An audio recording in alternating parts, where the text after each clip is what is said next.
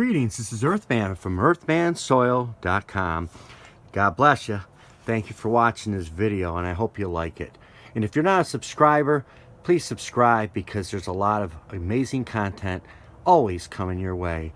We're going to talk about peat moss cups. Okay, a lot of people use them and like them. I'm not sure why. I don't like them. And here are the two reasons I don't like them.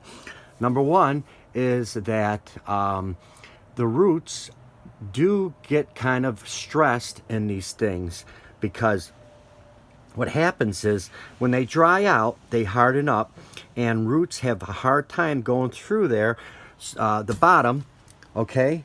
And so what happens is they're going to have a root ball. What that means is your tap root's going to come up and around and twist around in a big hairy mess. And that's one reason I don't like it, because roots are the least amount of energy a plant will give, okay, will be to the roots. All the other energy is to the top of the plant, and so there's not a lot of energy going to the roots. And so if they can easily pass through the bottom of a cup, and when it comes to air pruning, that is a good thing, okay?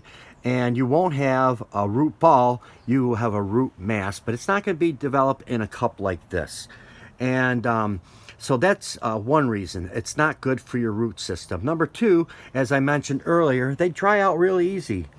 And people might not agree with me, but I like 18-ounce plastic cups. And if you keep watching, I'm going to do a video on how to do an air pruning cup. And so in my next video.